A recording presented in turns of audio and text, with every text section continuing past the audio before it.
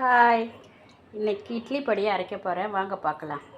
அதுக்கு தேவையான பொருட்கள்: உடைச்ச கடலை, கடலைப்பருப்பு, உளுத்தம்பருப்பு, மிளகு, ஜீரகம், காஞ்ச மிளகாய், 10 பல் பூண்டு. இன்றைக்கி இந்த டம்ளரால் ஒரு டம்ளர் எல்லாத்துலேயும் எடுத்து போட்டு பொன் வறுவலாக வறுத்து எடுப்போம். உளுந்து,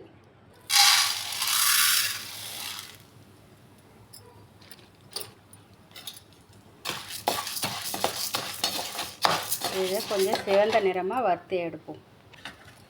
பாருங்க, சிவந்த நிறமாக ஆயிடுச்சு, பொன் நிறமாக வறுத்து எடுப்போம்.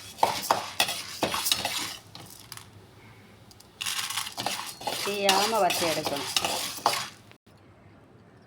அடுத்து கடலைப்பருப்பு,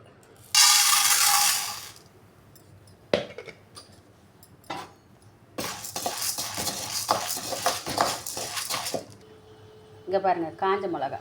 நான் இன்றைக்கி 12 மிளகா எடுத்துருக்கேன். மிளகா காரம் இல்லை, அதனால் 12 மிளகா எடுத்துருக்கேன். காரமாக இருந்துச்சுன்னா நீங்கள் 10 மிளகா போட்டால் போதும். மிளகா கடலைப்பருப்பு வறுக்கும்போது கூட போட்டு வறுத்து எடுத்துக்கலாம். கடலைப்பருப்பு வறுப்பட்டு 1 டீஸ்பூன் மிளகு,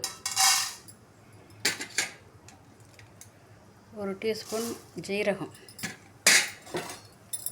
மிளகு ஜீரகம் கம்மியாக போட்டால் போதும்.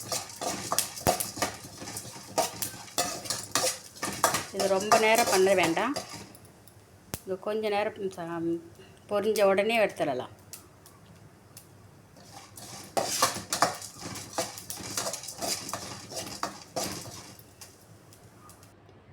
அடுத்து உடைச்ச கடலை,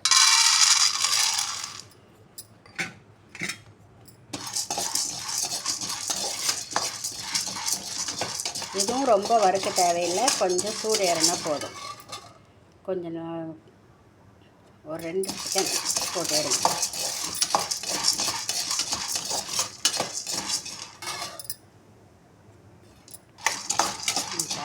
அவ்வளோதான், இதுக்கு மேலே இது பண்ணக்கூடாது.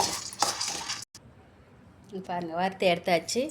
இதுங்க கூட ஒரு 10 பல் பூண்டு போட்டுக்கோங்க. அரைக்கும்போது கொஞ்சோண்டு பெருங்காயம் சேர்த்து அரைங்க போதும். அரைச்சி எடுத்துட்டா இட்லி பொடி ரெடி.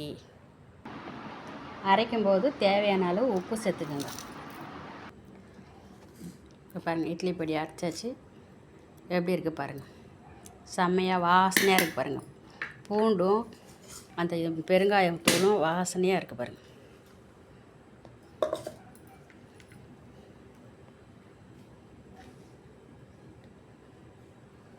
இட்லி பொடி ரெடி. நீங்களும் செஞ்சு பாருங்கள் வீட்டில். இந்த ஸ்டைலில் இட்லி பொடி செஞ்சு பாருங்கள், எப்படி இருக்குன்னுட்டு செஞ்சு பார்த்துட்டு சொல்லுங்கள். பாருங்கள், எவ்வளோ அழகாக நல்லா இருக்குது பாருங்கள். சாப்பிட்டு பாருங்கள், டேஸ்ட்டாக இருக்கும்.